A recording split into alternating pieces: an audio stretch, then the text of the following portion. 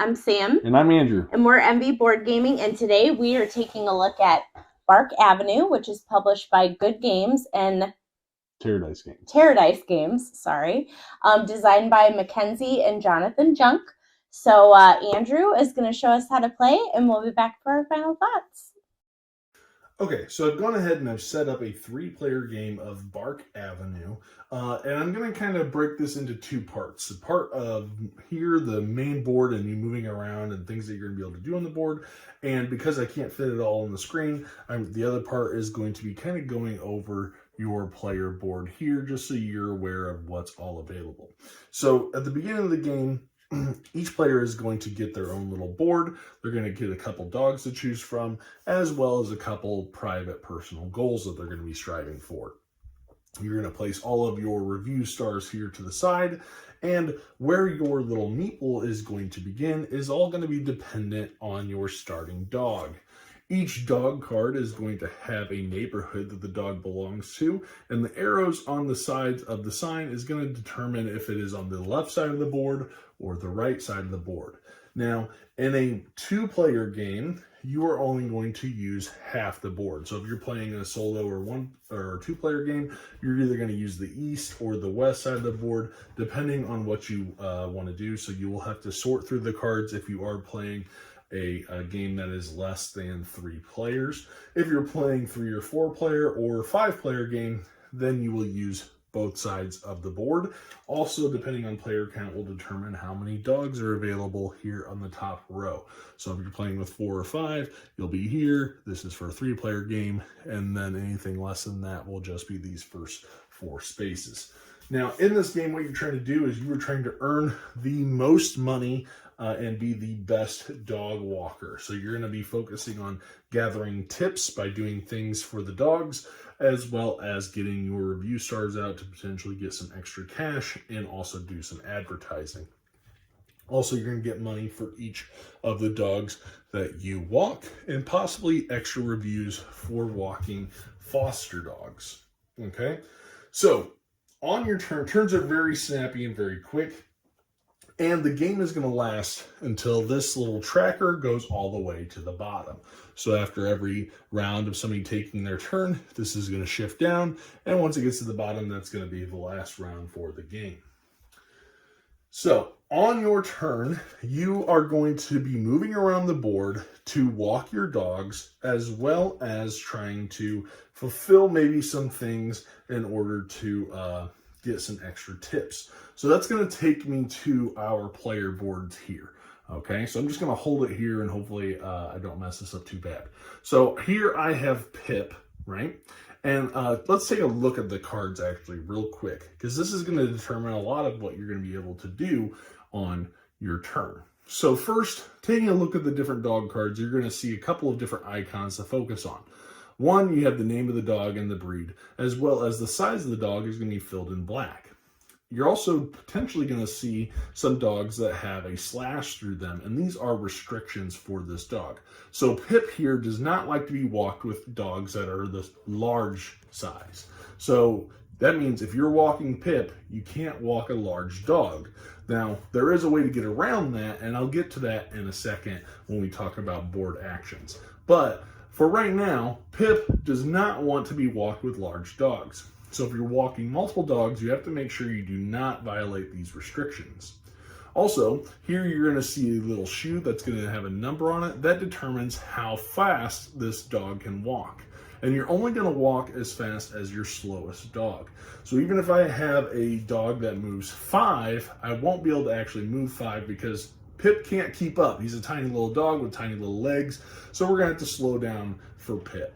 Okay, you're also going to see this icon here. That's going to determine how long of a walk Pip wants to go on. So in this case, Pip wants to be walked 4 spaces or 4 rounds. And again, there'll be ways for you to kind of, I guess not necessarily adjust that, but maybe even have a better quality walk, I guess I should say. But we'll talk about that a little bit later. But he needs to walk at least 4 times before he can return home. Every dog is also going to have their favorite activity. So here, Pip likes to play fetch. There are 3 different activities. There's going to be fetch, Sniff, which is going to have a little fire hydrant, or Splash, which is going to have a little water droplet on the top. And then the last thing, well, not second to last, I guess I should say, is right here. This is going to determine if the dog would like to be walked in a group, or if it can be walked in a group, or if the dog would prefer to be walked solo. So some dogs, as you're going to see, like Paco here, wants to be walked solo, does not like to be walked with other dogs. So you'll want to keep that in mind as well. That's another restrictive thing for some dogs. And then last but not least, after you walk the dog and you return them home, this is how much money you're going to receive at the end of the game for having walked that dog. And you'll always pick up and drop off at the same neighborhood. So, like I said at the beginning of the game, you're going to start at the neighborhood of your starting dog. So if I'm the purple player, and Pip here is from 72nd and 2nd Avenue, which is over here on the right side of the board, and you can start on any of the 4 spaces that outline that neighborhood. And that's where you're going to start. So, as we're back to looking at our board, you're going to have your card here. At the beginning, you can only walk up to 2 dogs, but you will be able to potentially unlock a 3rd dog to walk once you've gained a little bit of experience. You're going to have specific things that you're going to be trying to do to get tips, as well as advancing this little walk tracker that we talked about a little bit before. So how a turn's going to work is that on your turn, you are going to roll a dice, depending on where you are at. If you are at a normal city space, you're going to roll the city dice. If you're in one of the park spaces, typically in the center or the edge, then you're going to roll this park dice. And these dice have different symbols on them, and I'll go through those real quick. So whenever you roll these dice, different things are going to happen. You might roll a P, which means your dog took a pee and nothing happened. So it's a no effect symbol there. You might roll this little shoe, which is going to give you 1 extra movement. So since Pip only moves 3, if I rolled this, I would be able to move 4 spaces. Another one is going to be a poop symbol. And this means that one of your dogs took a poop. And what you're going to do is, this is a good thing. You want your dogs to poop. You're going to take, if you have the fancy little Kickstarter edition, you have these squishy little poos, but you're going to put it right here on the little poop bag, and that is going to get you a tip of $2 when you drop him back off at home. Okay? So, the other symbol on the dice is, if you're doing the city dice, it's going to have this little pigeon symbol. If you have the park dice, you're going to have this little squirrel. And what this means is, when you roll it, that arrow is going to be pointing to a certain direction. And so essentially, thematically, what's happening is that a pigeon or a squirrel got the attention of your dogs, and they are chasing it. And that means for the first movement that you do, you have to move in the direction that the arrow is pointing. If it's kind of like pointed in between 2 directions, you'll just pick the closest cardinal direction that you're going to be running in, okay? So after you roll the dice and fulfill it, oh, and one thing I will point out is that on the park dice, your dogs are more likely to poop. So there are 3 sides with a normal poo, and then you can always get the highly wanted golden poo, which means that all of your dogs will poop, okay? I don't think I've ever said poop so much in a teach. It is a milestone that I've always wanted to meet. So anyway, you're going to roll your dice, resolve that symbol. Now, if you don't have a dog, you will not roll these city dice, okay? Then after you roll the dice, you are going to move. And like I said, your movement is going to equal to the slowest dog that you have. So in this case, Pip, I can only move 3 spaces. So I'll go 1, 2, 3, right? And after I move, then I'm going to be able to take an action. So on your turn, you can always take 1 action for the neighborhood that you're at. So looking at the board here, this might be a little bit small, but there is a picture action, a splash action, and I can purchase possibly a bone. So I'm going to pick one of those actions to do. The picture action allows me to take a picture of one of the dogs that I'm carrying. And on my board here, each space has a section for a picture. And if I take a picture of Pip here, when I go and return him, you know, I get to share that picture with his owner, and they're going to give me a tip for taking a picture with him. And that's going to get me another $2. So you're really going to try to get those tips as much as you can to get that extra money, okay?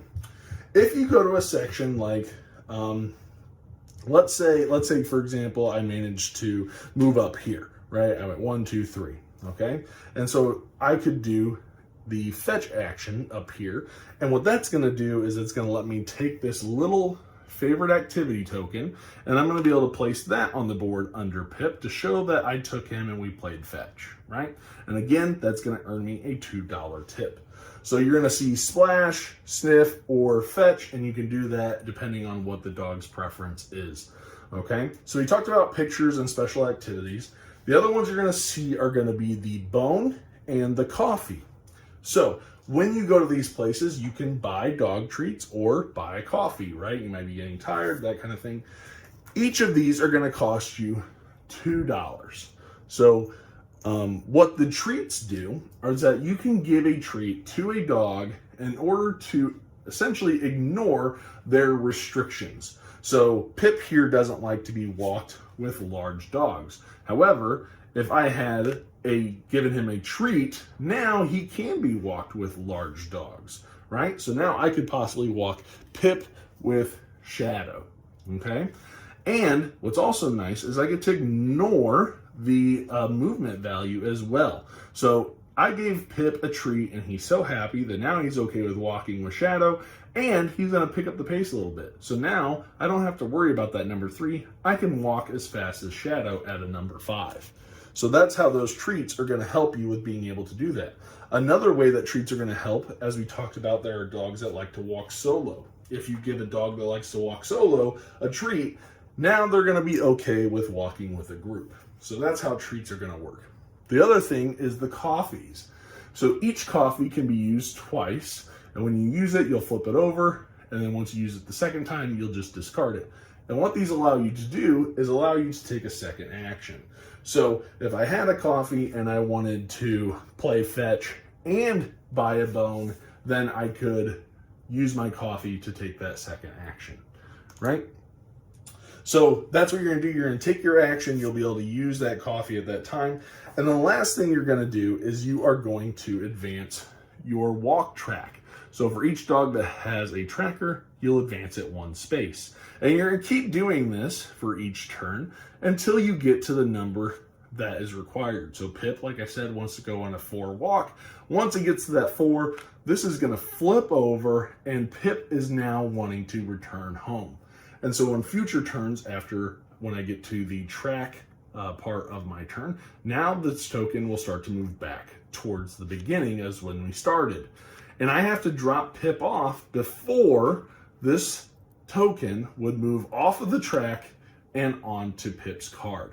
So it's okay, like let's say I end my turn and it slides here, that's fine, but I want to make sure I get Pip dropped off by the end of my next turn. Otherwise, this is going to move on here and Pip is going to be considered late to returning home, which is not good because that means you would not get any tips for the extra things that you did with Pip. So you're going to want to keep that in mind and really manage that time as you are managing those different tracks for the different dogs and knowing when they need to get home and how far they need to go, and also kind of managing that speed of how fast you can walk them.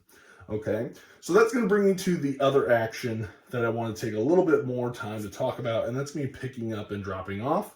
So I skipped over this one on purpose just because this is going to be a big thing. So as you're moving around the board, you are, as your action, instead of doing the neighborhood actions, you can pick up or drop off a dog. So if I had finished walking Pip and I'm back in his neighborhood, for my action, instead of doing a sniff or a coffee action, I can drop Pip off back at his home, and I am going to then collect any tips that I would receive for the tokens that I had put on his section of the board, and then he would be worth $17 at the end of the game towards winning because I had successfully walked him, right?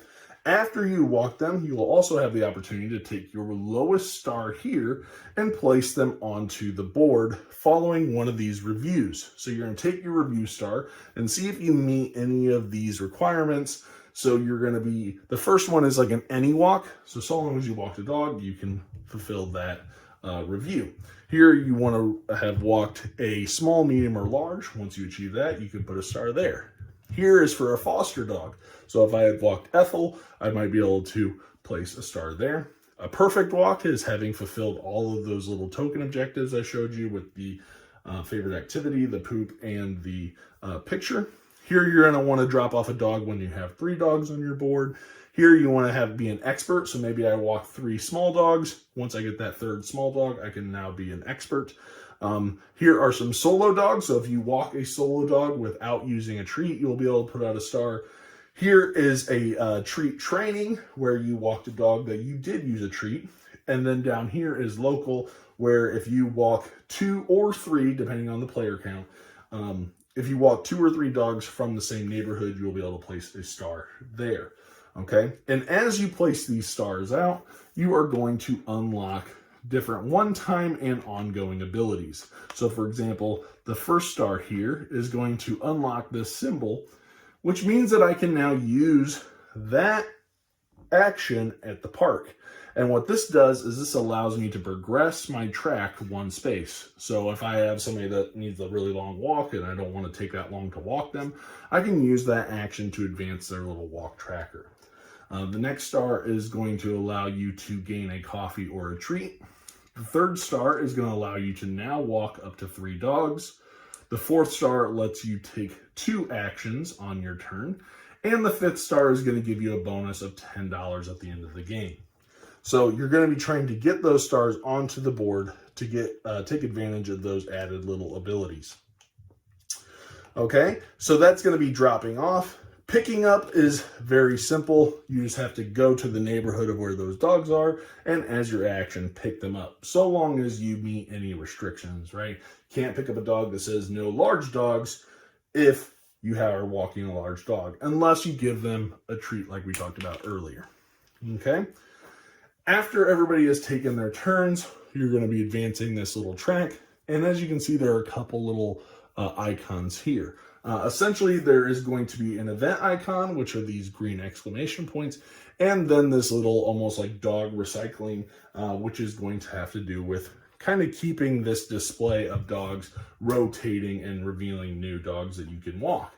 So when you do an event, you're going to take the top card of the event deck, flip it over, and you're just going to resolve it. So if it has a little exclamation point, it's an instant event, and you'll just do what it says. If it has this symbol here, it's ongoing and will stay in effect until the following event occurs.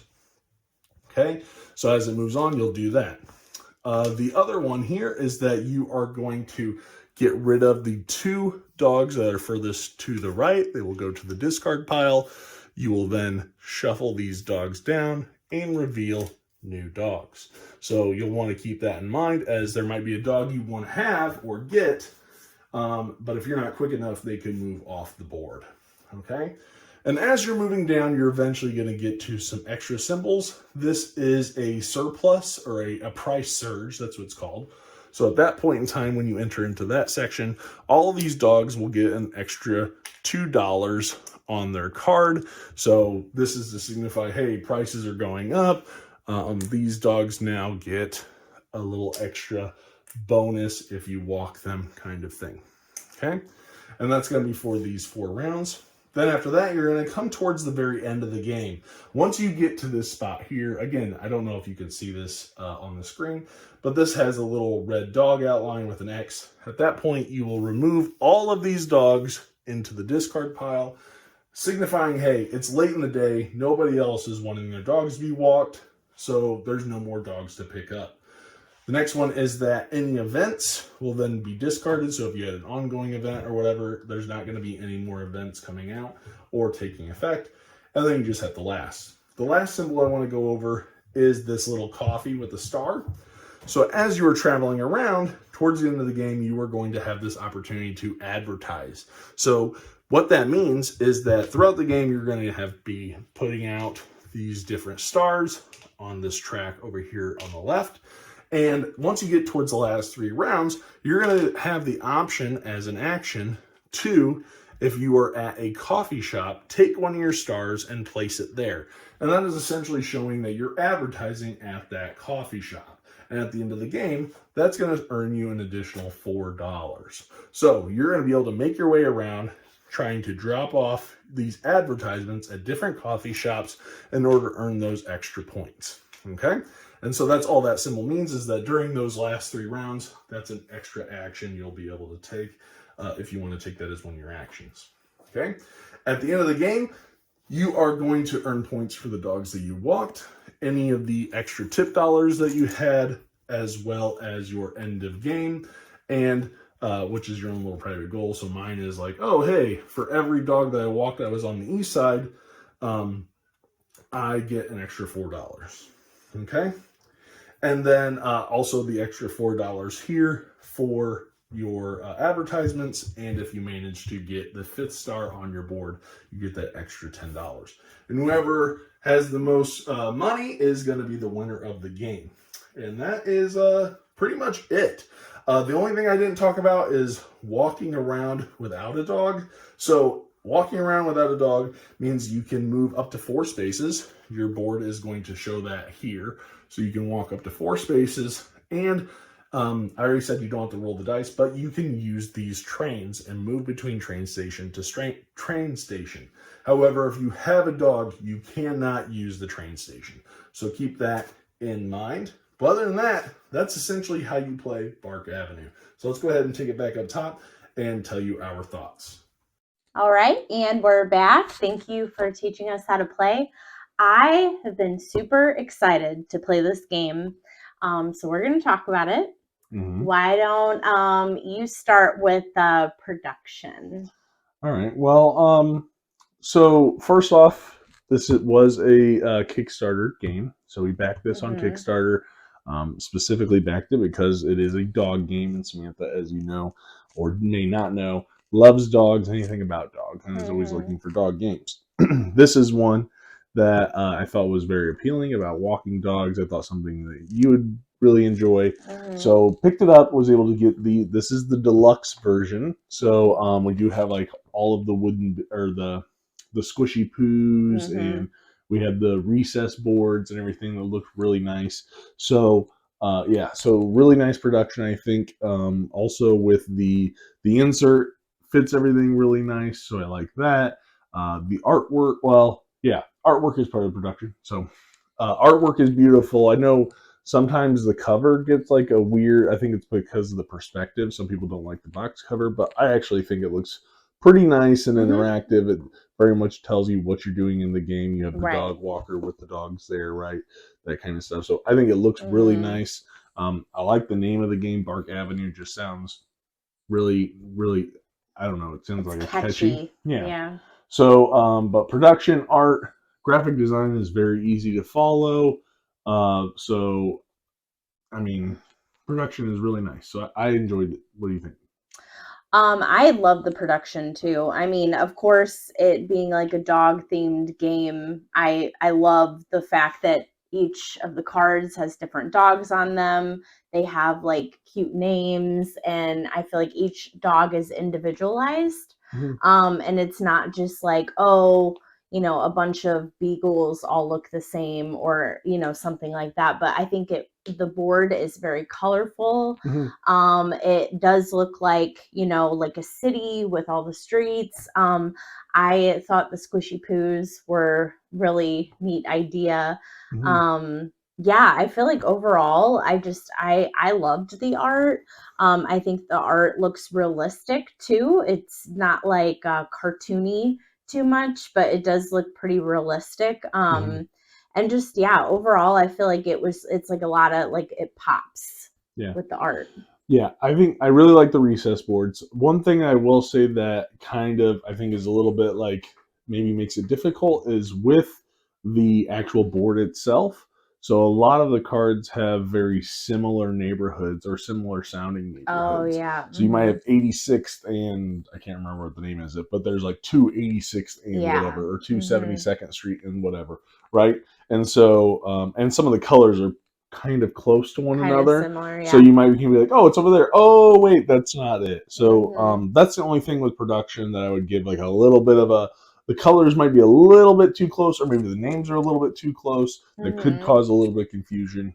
But overall, that's a very nitpicky thing. It's just Yeah. something that I have seen that does happen in games is where be like, wait, isn't that over there? Oh no, it's over here. And because Right. they are the same street, they're just on opposite sides of Central Park. Yeah. And so that could trip a little bit of people up when it comes to the just the art and the graphic design, I guess, on the board. Right. So so yeah, that's the only little thing that would make. So with that, let's talk about preparation. So setup, tear down, difficulty to teach. Even though I really try to push Samantha to be the teacher for this game, to learn it and teach it and set it all up and everything, I still did it. But it's actually a really easy setup, tear down. It is. The only thing that it always gets to me is like, oh, if I play like a 3 or 4 player game, you play with the full board, so you're shuffling all the cards together. But then let's say I go and I play a 2-player game, then I gotta sort them all out. Okay, left side of the board, right side of the board, or east west, whatever you can call it, and you only play with half. That's the only thing that's a little. I don't like that, but I do get it. It's not that big of a deal. It takes like 2 minutes to do it, so I'm not knocking it very much for that. That's just something that when you're coming to setting up the game, you got to know, oh, okay, am I playing with 3 or 4? Okay, I use all the cards. Am I playing with 2? Okay. Or 1, I'm only going to use half the cards, right? But the teach is pretty quick, right? You roll the dice, you move, you take your action, next player's turn. Yeah. So that's pretty much it. It's easy to set up your stuff too. Like, I mean, literally, like you get your board and then you get your pieces and you just like sort them. Right. And it's done. So you don't have to do really any steps. Yeah. Setup, tear down, super easy. Mm-hmm. Nothing really too much there. Difficulty to teach, it's very low difficulty, I would say. I mean, yeah, you saw in the teach, like even when you're just doing the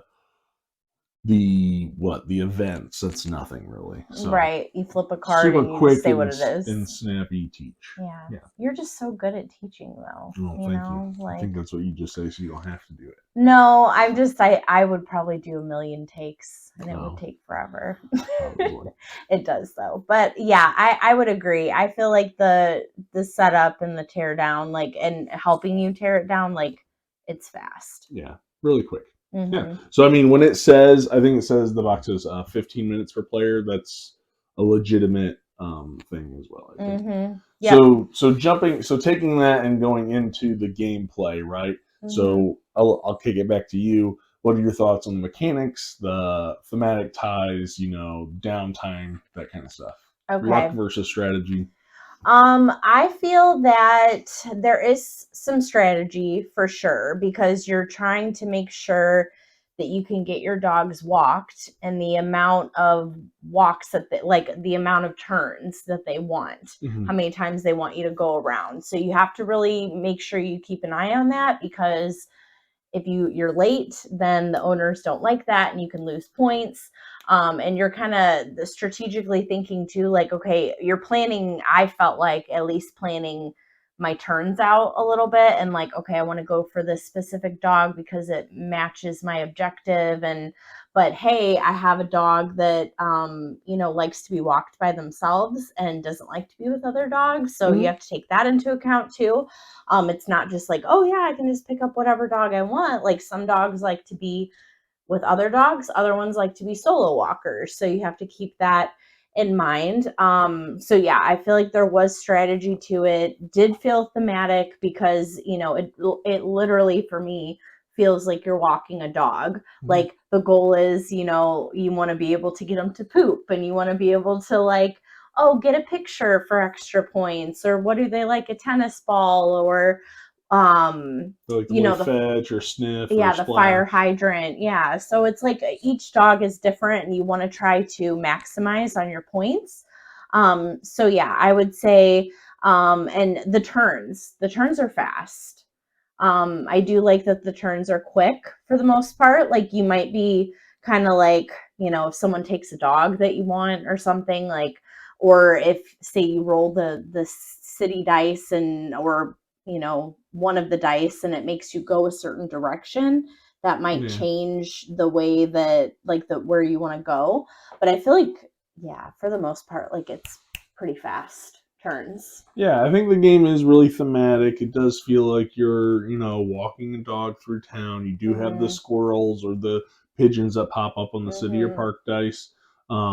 The poop is just a funny thing, trying to Yeah. get the dog to poop kind of thing. Mhm. I do think that there is quite a bit of, I mean, the mechanics are just are good. I don't think there's anything. I mean, you're literally rolling a dice, moving around, and taking a Mhm. little action. So I like that. In different neighborhoods, there's different things to be able to do, kind of thing.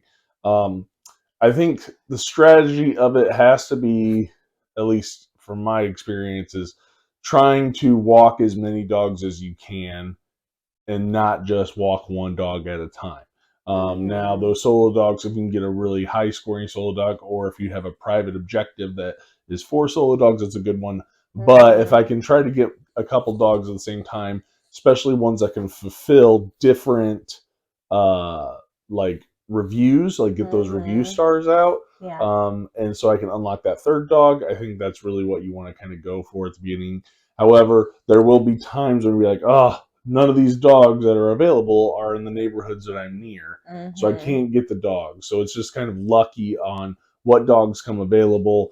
Oh, this one doesn't want to go with the small dog. Well, I already am walking a small dog. Okay, Mhm. well, the dogs that are out there either want to be alone or they don't want to walk with small dogs. So there is a good amount of luck, I think, in the game just because Mhm. With the you are rolling cards. that dice. You might not roll a poop, so you might not get that extra Mhm. tip. You might roll the squirrel or the pigeon that sends you in a direction you don't want to go, Mhm. right? And you can't backtrack in the game. And so, and then obviously the dogs and that kind of stuff. But it's not, I don't think that's a deal breaker for the game. It is a very quick game. Like I said, 15 minutes per player is very reasonable with this game. It plays very Mhm. quickly. So it's not a game that I think you should take too seriously. I mean, it's all about walking around and hoping you get the golden poop at the park, right? It's a Mhm. very quick, streamlined game. Low, it's fun. I mean, you're going to be looking at the different dogs the whole time. Oh, that one's so cute. Oh, look at the name of this one, Lady Mhm. Bum. Whatever kind of Yeah. thing. I don't think that that makes the game bad just because it's lucky. It has some luck in it. I think it's Yeah. totally fine, right? Mhm. You don't know when that squirrel or pigeon is going to spook that dog and they're going to take off after it, kind of thing. Mhm. So I think it's very thematic. I think it plays really well. I think it's I really like, honestly, I like the walking track. So man, my eyes twitching. So that walking track where you pick up a dog Yeah. and you have to walk them so far because certain Mhm. dogs like to go a different distance, and then it's ready to go home, and so you have to get them back before it's too late. I actually really really like that. I think that to me is where the real gameplay is at. Is okay. I need to know I got to get this dog back within 5 trips. Okay, so I'm gonna plan. Okay, I can pick up another dog that takes only 3 steps and trying to make sure that I Mhm. can fit as many dogs in the walks and have enough time to drop him off and then run over there and drop them off or pick up somebody else because I don't want Mhm. the dog that's available up there to disappear because those dogs will go away. Like Yep. they're available and then after every other round, they go away. So Yeah. it's like, ooh, do I have enough time? I feel like I'm more managing that time of those walks. Do I have enough time to get over there to get that dog, get this dog back before I'm too late to get this other dog back? And you're kind of managing those different dog schedules. But that's where I really like this, where it shines for me mechanically, is that dog walking track, Yep. right? So that's really fun to me. I do like that idea of being able to give them a treat and kind of negate those restrictions. Mhm. So that kind of helps with that luck to where, okay, I got to take a solo dog, but I'm going to give him a treat and he's fine with walking with others, right? Mhm. That kind of stuff. Yeah. I think you really have to focus on getting those stars out so then you can take multiple actions, get that fifth star out, get that extra $10. I It's think nice to it's, have the coffee too. I liked yeah, that the part. extra actions is nice. So Yeah. I do think there's ways to mitigate that luck, and I think there is kind of like you need to focus on getting those stars out. Yeah, And I think managing that time of the walking track, I really like that mechanic. Yep. and trying to manage that time. So that's kind of where I think it really shines and where I find it very intriguing is there in that gameplay. So yeah. But yeah, very well, and different. I think too, even like towards the end of the game where the dogs all go away too, because when we played it the last time, Yeah, it's late in the day. Nobody wants their Yeah. dog to get walked at yeah, night. and so that's part of it too. I think that you need is thinking about, okay, like I'm going to drop this dog off, but maybe I need to have another dog because all these dogs are going to go away. And then, Right. you sit through a couple turns. Well, you don't want to waste time not Yep. walking a dog because there's nothing. Yep, Literally doing exactly. nothing. Yeah. So I think managing that time is where the game really shines. Yep, lots of time management. Yeah. So that's Yeah. great. So, okay. I know I went kind of long there talking about the gameplay, but I thought it needed to be said. Anyway, Yep. now looking at return on investment, did your level of enjoyment meet, exceed, or fall short of the time you invested into the game? I feel like it exceeds. Okay. I've been looking forward to this game like since you told me that you backed it pretty Yeah. much. I mean, he showed me like videos and pictures and all this kind of stuff, and I was excited for it, but I feel like playing it like immersed me more in it and made it like even more exciting. So Mhm. it did exceed. I did love that, the individual dogs and how they all had like these cute names and they, all look different and stuff. So I just felt like a lot went into the game. Like, Mhm. and I like that. When I play a game, I like to see that it's not just like printed on. I don't know, just, and I'm a thematic gameplay type of person anyway. So, for me, it exceeded because I felt like it was a good investment. Do you have a preferred player count? I don't know. I think I did like playing it with 3. Okay. Like, I loved playing it with me and you, and I think that we added Eli, and I felt like that added, I don't know, just a different type of gameplay. We almost played it 4, but we didn't get a chance to, unfortunately, Yeah. the other day.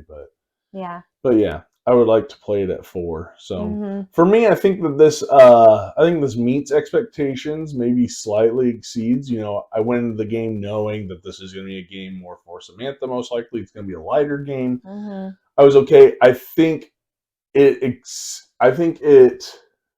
really kind of surprised me with the dog walking track and managing that I liked that portion of the gameplay. Mhm. Yeah. And so I think that's what gives it a little bit of a bump.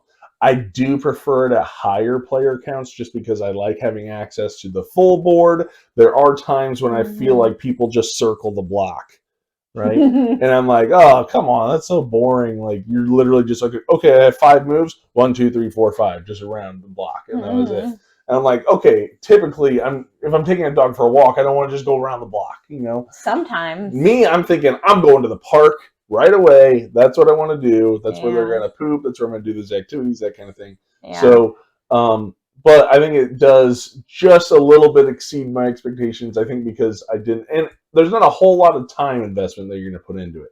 Very quick setup, very quick teach. I think everybody's going to enjoy it. It's going to be silly, like, oh, my dog pooped, oh, he peed, nothing happened, blah, blah, blah. Silly, fun, goodness kind of thing. Yeah, very family. I don't know about replayability, just because I feel like after a while it will feel very samey. It's not like you have asymmetrical player powers kind of thing. I think eventually you're going to find that strategy, and that's just and I feel like I'm kind of getting to that point where I'm like, okay, if I just do this every time, I'm going to set myself up easily to win. But it's not a game. It's a pretty light, simple, little easy game. So, not necessarily in my wheelhouse, but I did find it very enjoyable. So with that being said, let's jump into final scores. You want to go first? Or you want me to? I'll go first. I'll go first. All right. You know what? I'll go first because I have a feeling yours is going to be higher than mine. Just because. So I'm coming in at a 7.6 on this one. Okay. I think it's very enjoyable. Keep in mind, that's actually a pretty good score for this kind of game for me. 7.6 is a very family weight. I would feel like even entry level game, you could play this with people. Yeah. I think it's really cute, thematic. I think a lot of people would enjoy it. 7.6. I think it's good. Okay. Well, I'm gonna give it a 9. Okay, I thought it'd be pretty high. Yeah, I mean, honestly, yeah, I love the game. I mean, I kind of figured I would, but Right. I liked it more than I thought I would. So Okay. because I mean, like with Dog Park, we got Dog Park, and I was like, oh Okay. yeah, like this game, but this is better. So, This is better. Yeah. We did play Dog Park. It's not one that I very much like at all. I still like it. I think if but- you're gonna, so I wasn't gonna bring up Dog Park, but since you did, this is, in my opinion, a far superior game about walking dogs. It is. I think this makes more thematic sense. I think this is just a better gameplay. In my opinion, if you're looking for a dog game specifically about walking dogs, this is the way to go. This is the one that I would pick. I just love everything, how the cards are laid out. All of it just looks really nice. And so Dog Park to me is out. Bark Avenue is in. Yeah.